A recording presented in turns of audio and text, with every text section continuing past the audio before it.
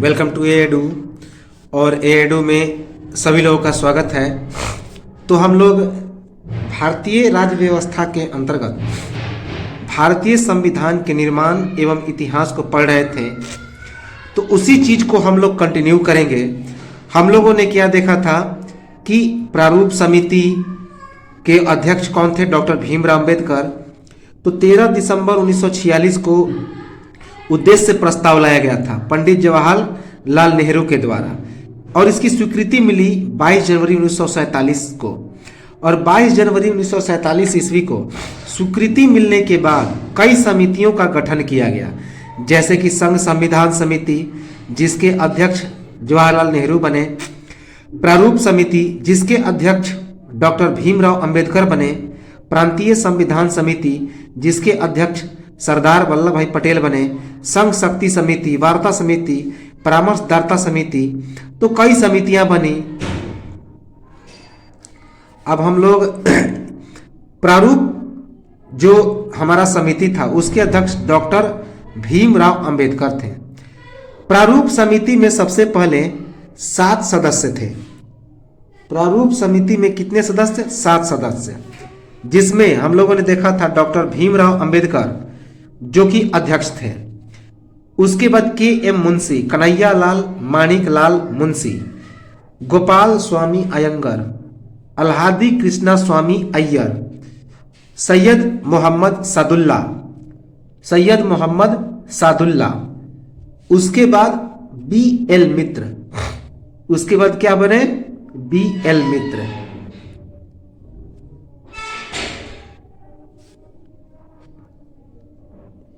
BL. मित्र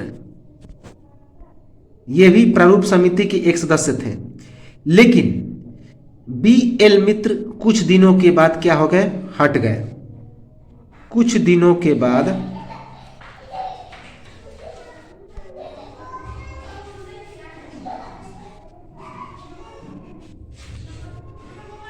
BL. मित्र के कुछ दिनों के बाद इनकी जगह कौन बने?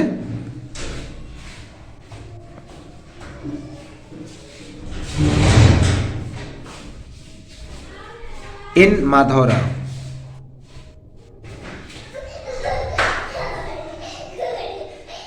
तो बी.एल. मित्र के जगह पर कुछ दिनों के बाद एन. माधवराव सदस्य बने प्रारूप समिति के। उसके बाद डी.पी. खेतान। तो डी.पी. खेतान, हाँ,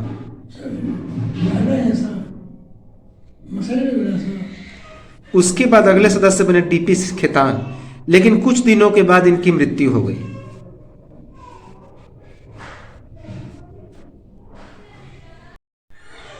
कुछ दिनों के बाद इनकी क्या हो गई? तो मृत्यु हो गई। मृत्यु के बाद कौन बने? तो इनकी मृत्यु के बाद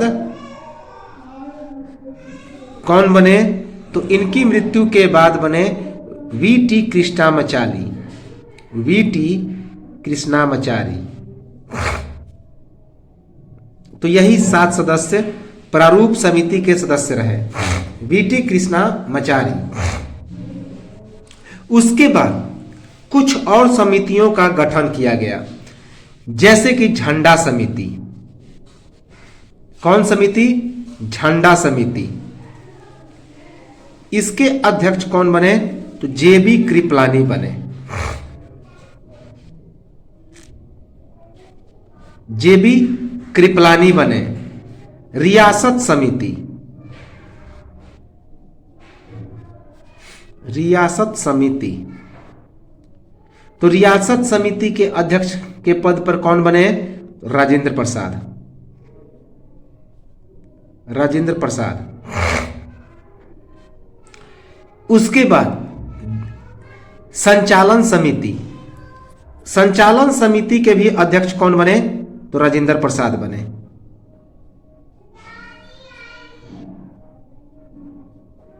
इनके भी राजेंद्र प्रसाद बने।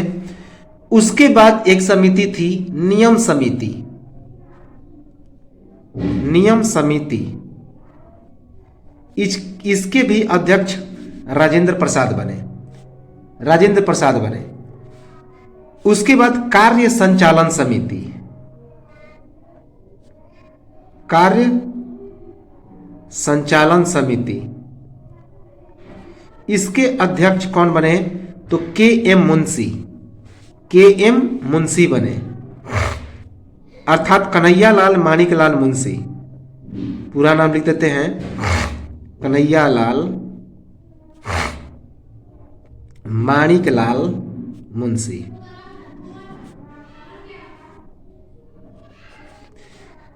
उसके बाद सर्वोच्च न्यायालय समिति, एक और समिति बनी जो कि न्याय करने के लिए, सर्वोच्च न्यायालय समिति।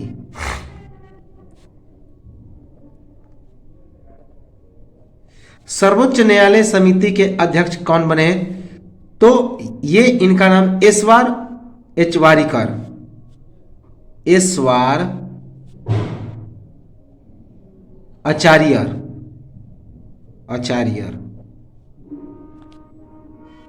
ये सर्वोच्च न्यायालय समिति, अर्थात इन्हें जजमेंट के रूप में नियुक्त किया गया, जज के रूप में।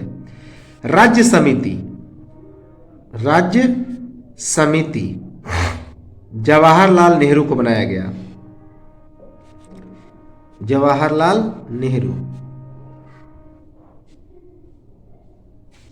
ये राज्य समिति के अध्यक्ष बने।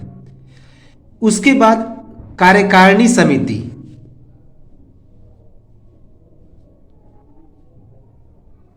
कार्यकारिणी संबंधी समिति,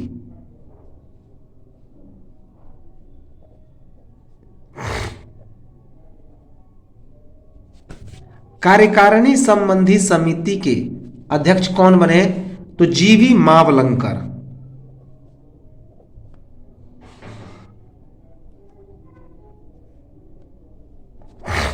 उसके बाद आवास समिति,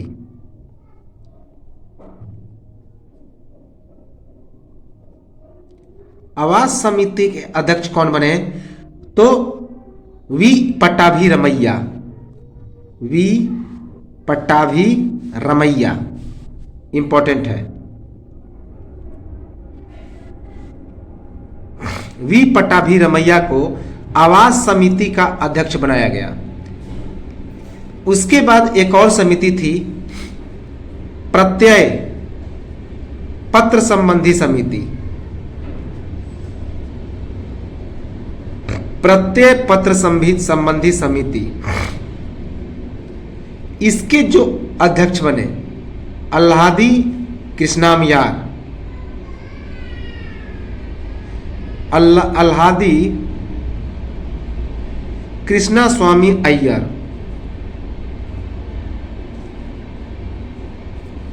अल्हादी कृष्णा स्वामी अय्यर, ये प्रत्यय पत्र संबंधी समिति के अध्यक्ष बने। उसके बाद हमने पहले ही बताया था और भी समितियां थी, जैसे कि संघ संविधान समिति जिसके अध्यक्ष जवाहरलाल नेहरू बने, प्रांतीय संविधान समिति जिसके अध्यक्ष सरदार वल्लभ भाई पटेल बने, संघ शक्ति समिति, संघ शक्ति समिति के भी अध्यक्ष कौन बने? तो वल्लभ भाई पटेल बने। वार्ता समिति, उसके बाद परामर्शदाता समिति, इसके अध्यक्ष सरदार वल्लभ भाई पटेल बने। मौलिक अधिकार, अल्पसंख्यक, जनजाति एवं बहिष्कृत क्षेत्रों की सलाहकार समिति के अध्यक्ष सरदार वल्लभ भाई पटेल बने। तो ये सारी समितियां बनी थी। अब देखिए, ये जो परामर्शदात्री समिति थी जिसके अध्यक्ष कौन थे? तो सरदार वल्लभ भाई पटेल थे। तो इसी की दो उप समिति थी, एक का नाम था मौलिक अधिकार उप समिति और अल्पसंख्यक उप समिति। तो ये जो मौलिक अधिकार और अल्पसंख्यक उप समिति थी, इन दोनों के अध्यक्ष कौन बने? तो सरदार वल्लभ भाई पटेल बने। लेकिन ये जो परामर्शदाता समिति थी उसके अध्यक्ष बने वल्लभ भाई पटेल। मौलिक अधिकार और अल्पसंख्यक समिति, अल्पसंख्यक जो समिति बनी, इसको भी दो पार्ट में बांट दिया गया। एक के अध्यक्ष कौन बने? तो एच.सी. मुखर्जी बन गए। लेकिन पूरा हैंडल किसके हाथ में था? वल्लभ भाई पटेल के हाथ में। तो एच.सी. मुखर्जी अल्पसंख्यक समिति के अध्यक्ष बने, जबकि मौलिक अधिकार की जो समिति थी उसके अध्यक्ष कौन बने? तो उसके अध्यक्ष बने आचार्य जेबी कृपलानी। जेबी कृपलानी, याद रखेंगे। तो ये दोनों उप समितियां थी, मौलिक अधिकार और अल्पसंख्यक, ये दोनों क्या थी? तो उप समिति थी, जो किसके अंदर में काम कर रही थी? तो सरदार वल्लभ भाई पटेल के अंदर में, याद रखेंगे।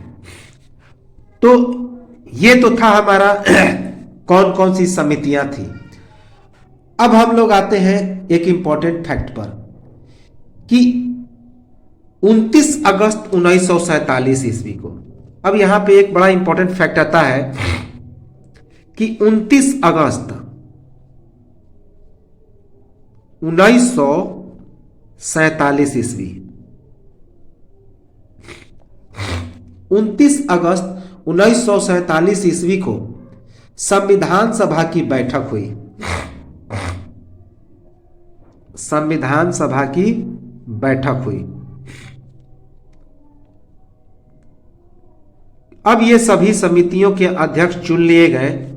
उसके बाद 29 अगस्त 1947 ईस्वी को संविधान सभा की बैठक हुई। अब देखिए, जब यह बैठक हुई तो इस पर विचार विमर्श किया गया, प्रारूप पर विचार विमर्श किया गया। किसके प्रारूप पर? तो 29 अगस्त 1947 ईस्वी को जो प्रारूप तैयार किया गया, किसके द्वारा तैयार किया गया था? तो बी.एन. राव के द्वारा। बी.एन. राव, इनका पूरा नाम है बेनेगल नरसिंह राव। क्या नाम है? बेनेगल नरसिंह राव। तो इन्हीं के द्वारा प्रारूप तैयार किया गया था, बी.एन. राव के द्वारा। अब इस पर विचार विमर्श शुरू हुआ। जब संविधान सभा की बैठक हुई 29 अगस्त 1947 ईस्वी को, तो बी.एन. राव की द्वारा जो प्रारूप तैयार किया गया था, तो उस पर विचार विमर्श प्रारंभ हुआ। क्या क्या विचार विमर्श प्रारंभ हुआ कि संविधान जो बन रहा है कहां तक सही है, इसमें क्या चेंजिंग किया जाए, क्या उसमें आगे जोड़ा जाए, क्या घटाया जाए। तो इन सभी का विचार विमर्श प्रारंभ हुआ। अब देखिए, और इसी में अध्यक्ष चुना गया किसे? तो डॉक्टर भीमराव अंबेडकर को। अब यहां पे निर्वाचन हुआ। क्या हुआ? तो निर्वाचन हुआ 3 जून 1947 ईस्वी को। 3 जून 1947 ईस्वी को क्या हुआ कि कितनी निश्चित कर दी गई सदस्यों की कुल संख्या? तो 324 सदस्य की संख्या निश्चित हुई। सदस्यों की संख्या को कितना निश्चित किया गया? तो 324, याद रखेंगे। 324 सदस्यों की संख्या को निश्चित कर दिया गया 3 जून 1947 ईस्वी को। किसके अनुसार? तो कैबिनेट मिशन की योजना के अनुसार। कैबिनेट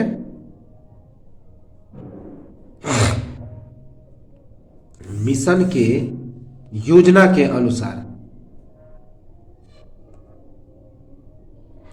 कैबिनेट मिशन के योजना के अनुसार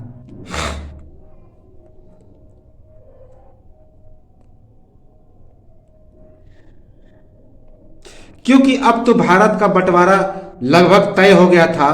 15 अगस्त 1947 ईस्वी को भारत स्वतंत्र होने वाला था। तो यहां पे पाकिस्तान का बंटवारा तो हो गया था, देश का बंटवारा अब यहां पे हो गया।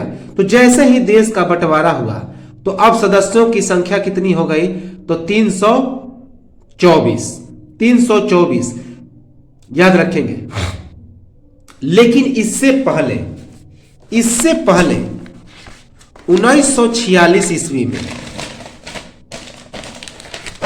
इससे पहले 1946 ईस्वी में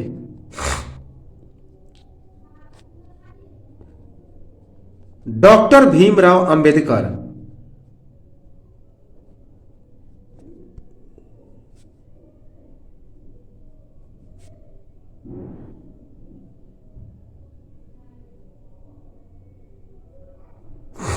डॉक्टर भीमराव अंबेडकर इनका निर्वाचन कहां से हुआ?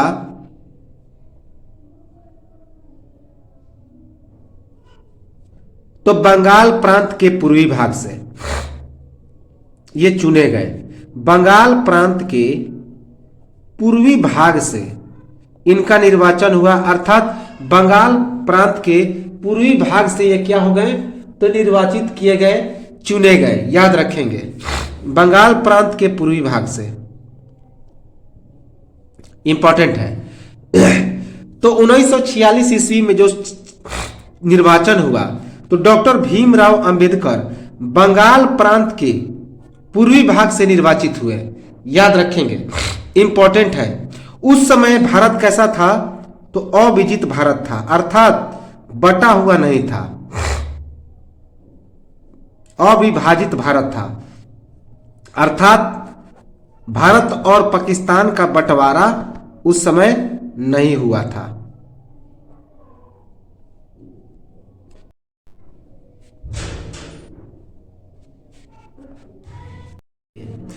तो 1946 ईस्वी में जब इनका निर्वाचन हुआ तो उस समय भारत कैसा था? अविभाजित था। लेकिन जब ये निर्वाचित हो गए तो यह क्षेत्र कहां चला गया? तो बंगाल में चला गया। बाद में यह जो क्षेत्र था वह कहां पे चला गया? तो बाद में यह क्षेत्र पाकिस्तान में चला गया। कहां पे? पाकिस्तान में चला गया।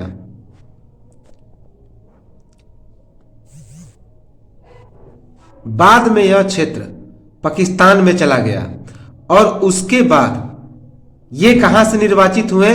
तो ये चले आए फिर बंबई प्रेसिडेंसी। तो ये कहां से निर्वाचित हो गए? तो बंबई प्रेसिडेंसी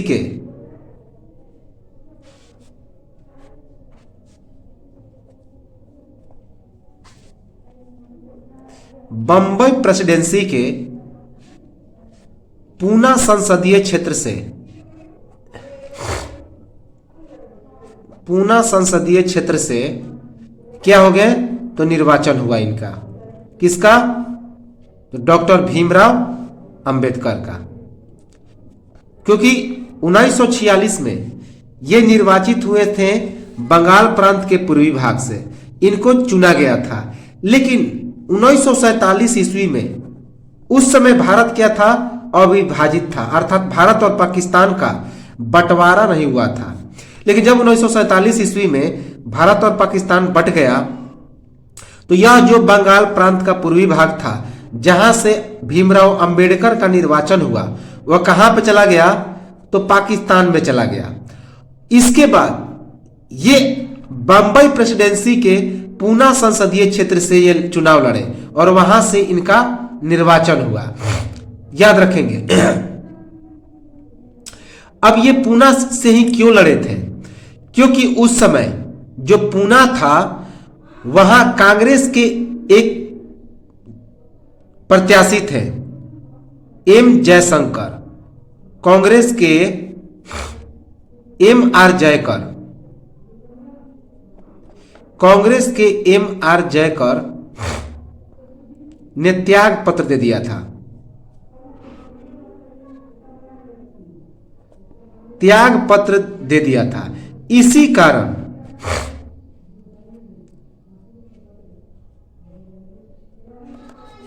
यह जो पद हो गया था वह क्या हो गया था? तो खाली हो गया था। तो इसी कारण इस पद पर यह निर्वाचित हो गए। तो उस समय पूना के संसदीय क्षेत्र से कांग्रेस के एम आर जयकर निर्वाचित हुए थे, लेकिन उन्होंने त्याग पत्र दे दिया और इसी त्याग पत्र देने के कारण वहां का पद रिक्त हो गया था। तो वहीं से भीमराव अंबेडकर क्या हो गए? तो निर्वाचित कर लिए गए, चुन लिए गए। जब 1947 ईस्वी में भारत पाकिस्तान का बंटवारा हुआ, भारत पाकिस्तान का बंटवारा हुआ, तब क्या हुआ? तो भारत पाकिस्तान के बंटवारे के समय जो सीटों की संख्या थी कितनी थी? 300।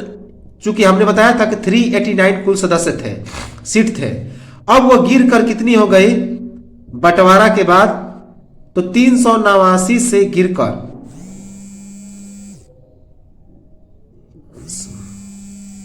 389 से गिरकर कितनी रह गई?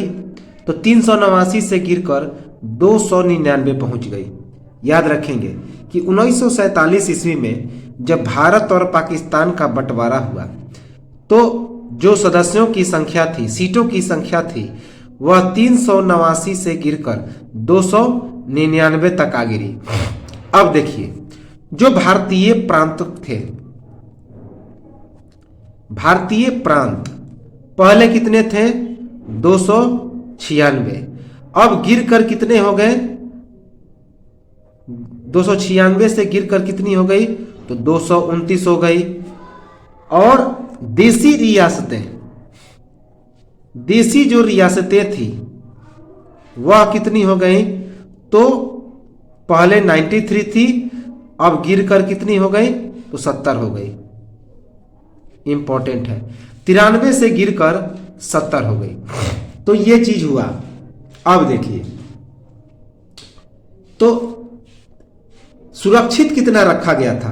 क्योंकि अभी हमने बताया कि 3 जून 1947 ईस्वी को कैबिनेट मिशन की योजना के अनुसार जो देश का बंटवारा हुआ तो उसमें संविधान सभा के सदस्यों की कुल संख्या 324 निश्चित की गई। अब इस 324 में, अभी हमने बताया कि इस 324 में कितने? तो 324 में 235 किसके लिए? तो भारतीय प्रांतों के लिए निश्चित की गई, भारतीय प्रांतों के लिए।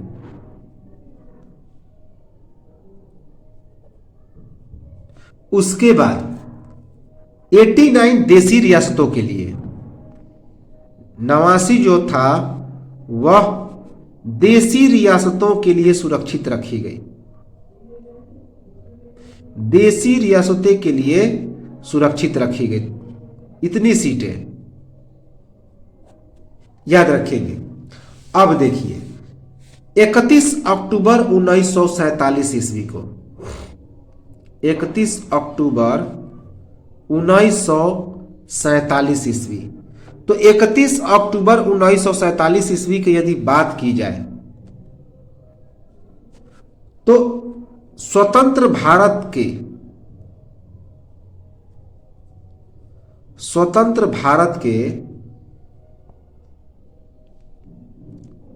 तो इसके पहले जो संविधान सभा का गठन हुआ था वह स्वतंत्र भारत के अधीन नहीं था, जिसमें पाकिस्तान भी शामिल था। लेकिन 31 अक्टूबर 1947 ईस्वी को स्वतंत्र भारत में संविधान सभा का पुनर्गठन हुआ, संविधान सभा का पुनर्गठन हुआ। याद रखेंगे, संविधान सभा का पुनर्गठन हुआ 31 अक्टूबर 1947 ईस्वी को। अब देखिए, इसी 31 अक्टूबर 1947 ईस्वी को जब संविधान सभा का पुनर्गठन हुआ तो इसमें जो पुनर्गठन का काम किया, अर्थात इसमें प्रारूप का निर्माण हुआ, प्रारूप तैयार किया। किसके द्वारा तैयार किया गया था? तो अभी हमने बताया BN राव के द्वारा, उस समय भी और इस समय भी। किसने किया? क्योंकि यही जो थे वे हमारे क्या थे? तो संवैधानिक सलाहकार थे, BN राव, बेनेगल नरसिंह राव।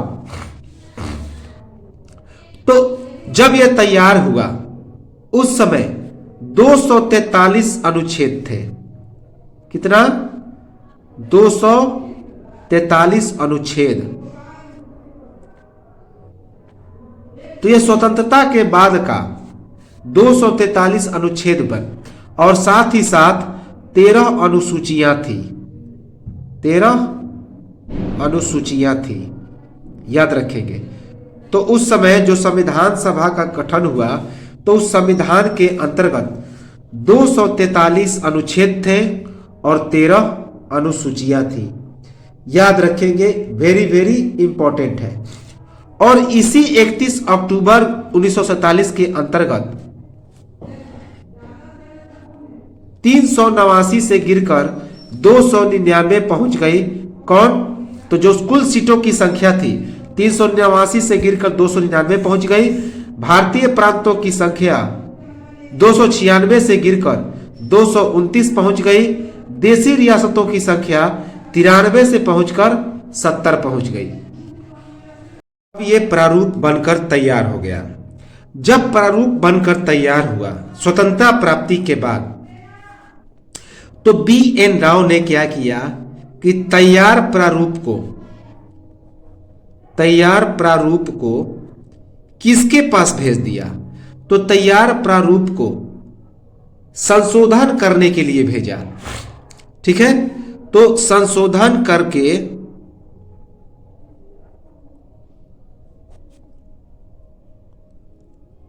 संविधान सभा के पास भेज दिया।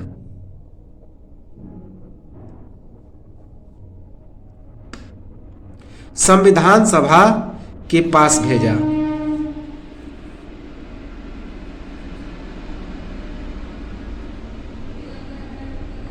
कब भेजा?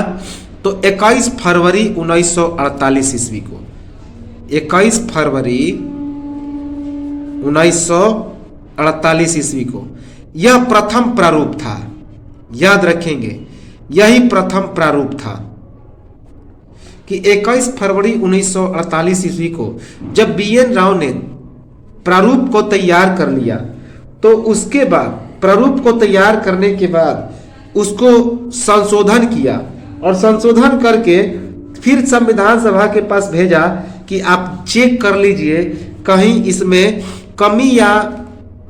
कमी तो नहीं। यदि कोई कमी है तो आप उसमें संशोधन कर सकते हैं, तो सभी लोग देख सकते हैं। तो इसी कारण 21 फरवरी 1948 ईस्वी को, जिसे प्रथम प्रारूप कहा जाता है, वह संविधान सभा के पास भेज दिया।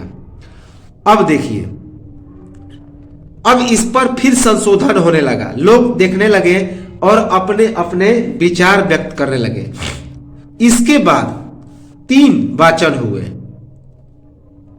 अर्थात 3 बैठक हो गए। 3 वाचन हुए जहां से प्रश्न आते हैं। तो 3 वाचन। पहला जो वाचन हुआ, पहला वाचन 4 से 9 नवंबर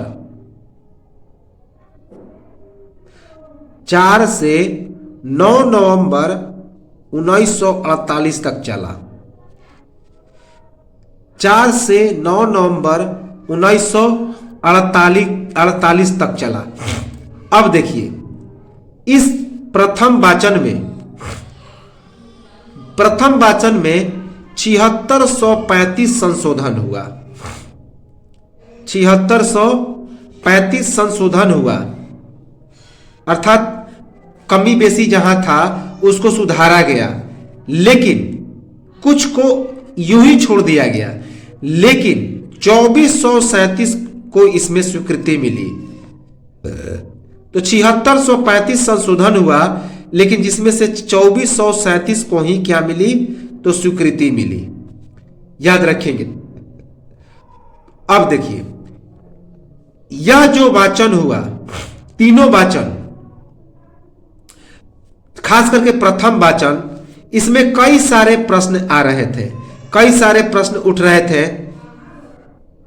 तो कई सारे प्रश्न उठ रहे थे, लोग एक दूसरे से सवाल कर रहे थे कि यह कमी है, वो कमी है, कैसे सुधारा जाए। जिसका समाधान किसके माध्यम से हुआ? तो पूर्ण बहुमत से हुआ। जिसका समाधान पूर्ण बहुमत से हुआ, याद रखेंगे।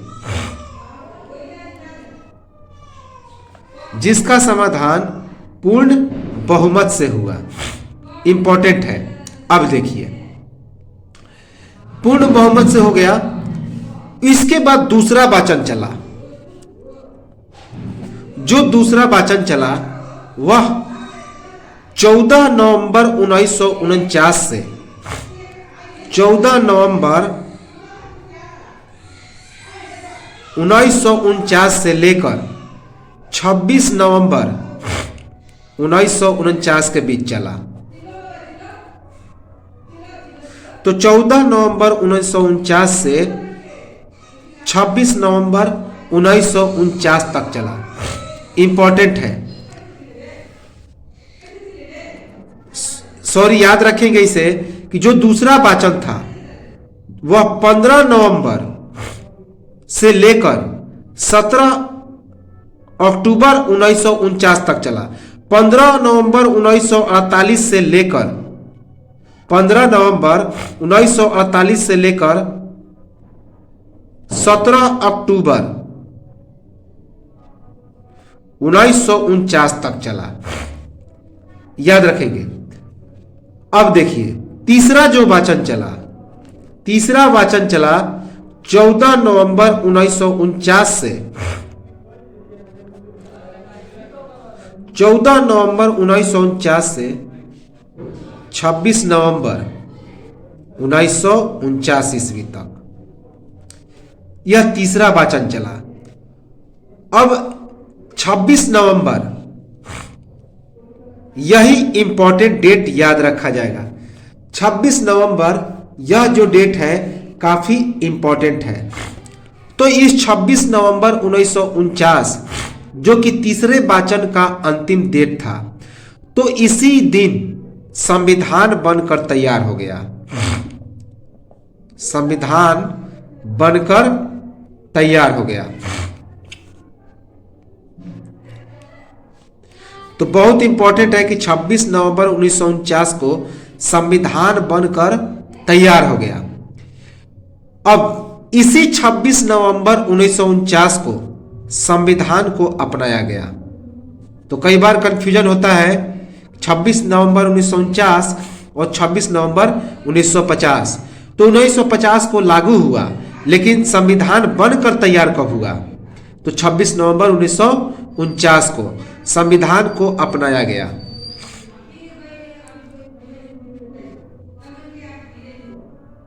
याद रखेंगे। अब देखिए, कुल कितना समय लगा संविधान को बनाने में? तो कुल समय लगा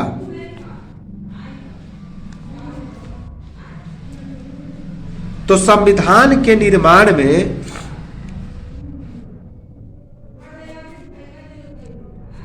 कुल जो समय लगा 2 वर्ष 11 माह और 18 दिन।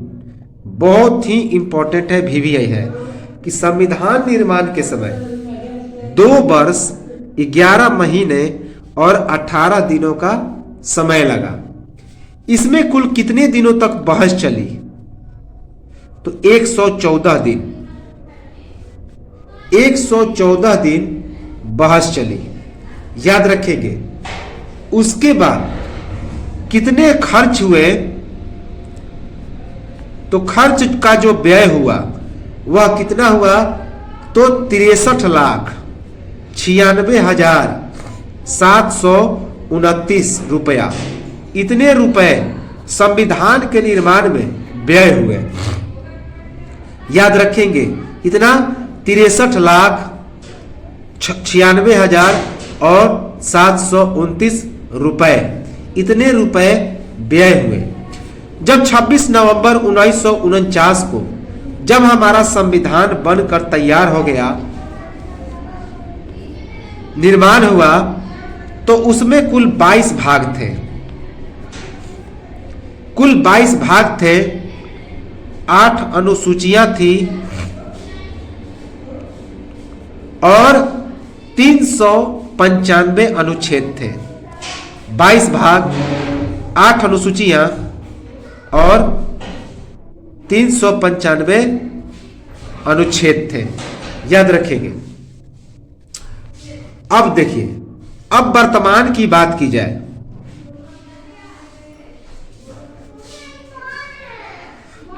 तो वर्तमान में 12 अनुसूचियां हैं। बढ़कर कितनी अनुसूचियां हो गई? तो 12 और 25 भाग हो चुके हैं, जबकि 450 से ज्यादा अनुच्छेद हो चुके हैं। 450 से ज्यादा अनुच्छेद हो चुके हैं। 24 जनवरी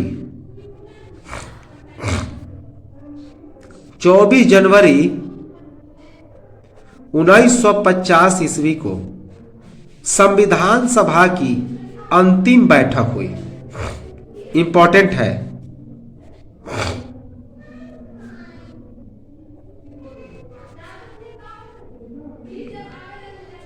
तो 24 जनवरी 1950 ईस्वी को संविधान सभा की अंतिम बैठक हुई।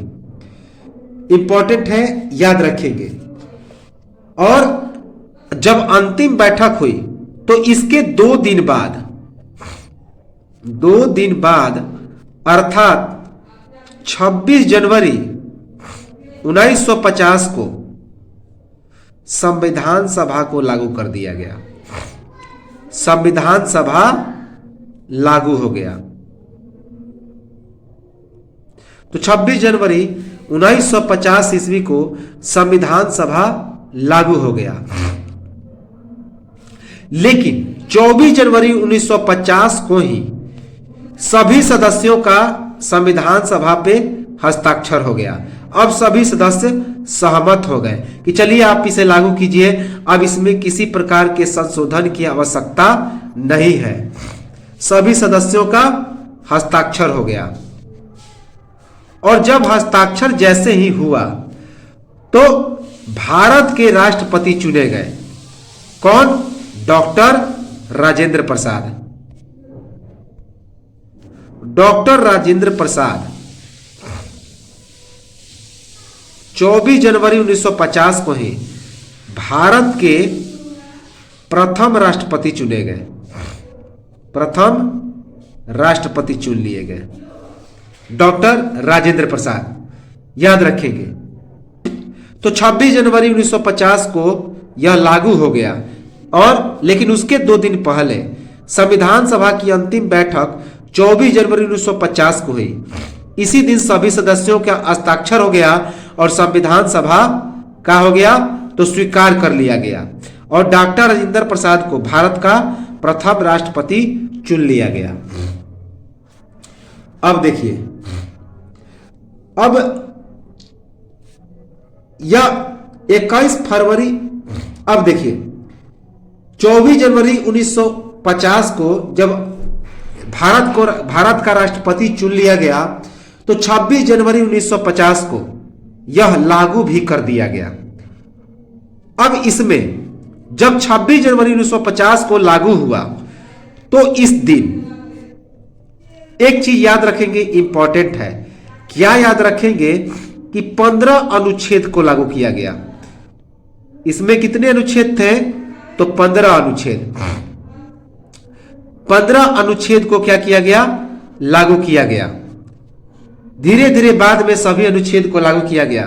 तो 15 अनुच्छेद को लागू किया गया। साथ ही साथ कौन कौन अनुच्छेद? तो अनुच्छेद 5, 6, 7, 8, 9, 60 और राष्ट्रपति से संबंधित,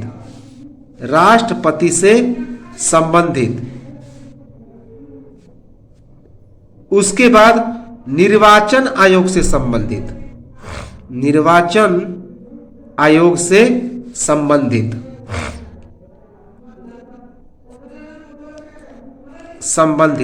इन सभी को लागू कर दिया गया।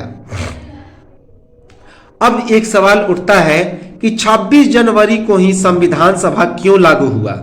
तो 26 जनवरी को संविधान सभा को लागू करने का क्या कारण था कि हम लोग आगे पढ़ेंगे कि इसी 26 तारीख को स्वराज दिवस मनाया गया था। पूर्ण स्वराज दिवस, पूर्ण स्वराज दिवस याद रखेंगे किसके द्वारा, तो भारतीय राष्ट्रीय कांग्रेस के द्वारा, भारतीय राष्ट्रीय कांग्रेस के द्वारा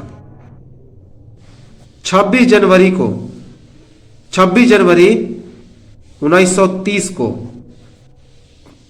क्या किया गया था, तो पूर्ण स्वराज दिवस मनाया गया था।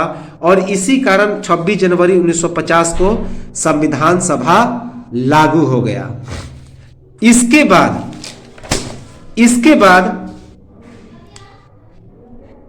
26 जनवरी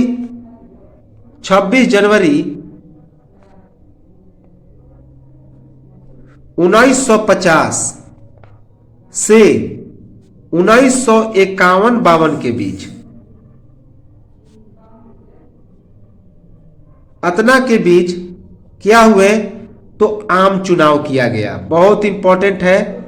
तो पहला आम चुनाव कब होता है, तो स्वतंत्रता प्राप्ति के बाद 1951 से 52, 1951 से 52 के बीच पहला आम चुनाव होता है, पहला आम चुनाव होता है, याद रखेंगे। अब इसके बाद संसद का गठन हो गया। तो इसी 1951-52 के बीच जब चुनाव हुआ तो संसद का भी गठन हो गया, भारतीय संसद का, जिसके अंतर्गत राष्ट्रपति, उसके बाद लोकसभा और राज्यसभा आते हैं। तो इसी समय संसद का भी गठन हो गया, गठन हुआ। तब क्या हुआ कि अंतरिम संसद के रूप में काम किया। तो ये जो संसद का गठन हुआ यह अंतरिम संसद कहा गया। अंतरिम संसद क्या कहा गया, अंतरिम संसद के रूप में कार्य किया। जो संसद का गठन हुआ वह एक अंतरिम संसद के रूप में कार्य किया। कब तक कार्य किया, जब तक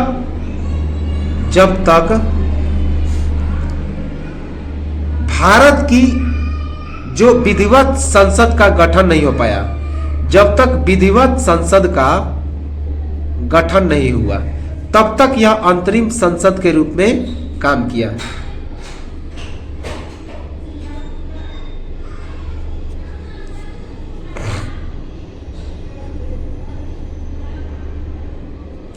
जब तक विधिवत संसद के रूप में गठन नहीं हुआ तब तक यह अंतरिम संसद के रूप में काम किया, याद रखेंगे। अब देखिए कि मई 1949 में, मई 1949 में राष्ट्रमंडल में, मई 1949 में राष्ट्रमंडल में भारत की सदस्यता का सत्यापन किया गया। अर्थात राष्ट्रमंडल में भारत को सदस्य के रूप में शामिल किया गया। तो राष्ट्रमंडल में भारत की सदस्यता का क्या किया गया, तो सत्यापन किया, याद रखेंगे। उसके बाद 22 जुलाई, बहुत इंपॉर्टेंट है, 1947 ईस्वी, 22 जुलाई 1947 ईस्वी को राष्ट्रध्वज को अपनाया। भारत संविधान सभा ने क्या किया, राष्ट्रध्वज को अपनाया। जो तिरंगा झंडा है उसे अपना लिया, राष्ट्रध्वज को अपनाया, याद रखेंगे। साथ ही साथ 24 जनवरी 1950 को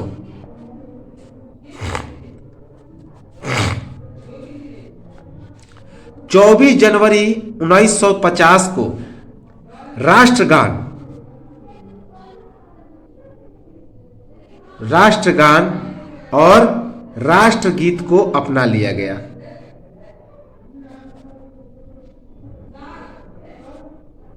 राष्ट्रगीत को अपनाया गया। तो इस प्रकार हमारा संविधान लागू हो गया और उसका निर्माण हो गया। इसका इतिहास हम लोगों ने पढ़ लिया। अब एक चीज और याद रखेंगे कि कुल 12 अधिवेशन हुए थे। कितने?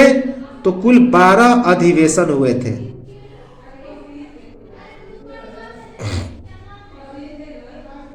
कुल 12 अधिवेशन हुए थे। किसमें? संविधान सभा में।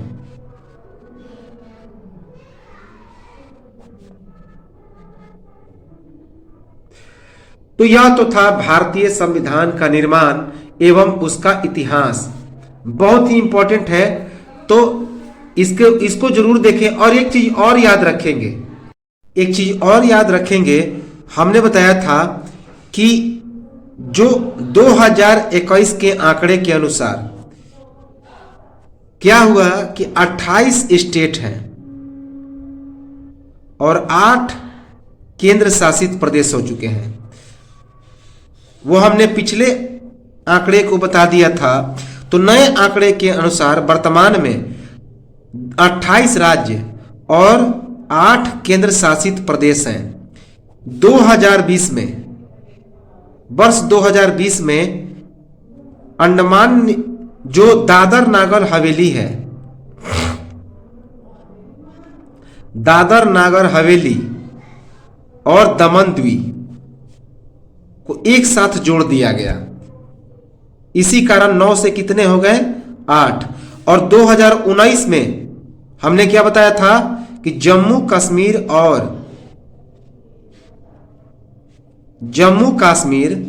और लद्दाख को यूनियन टेरिटरी में शामिल किया गया। और जम्मू कश्मीर जो पहले स्टेट था उसको 2 हिस्सों में बांट दिया गया।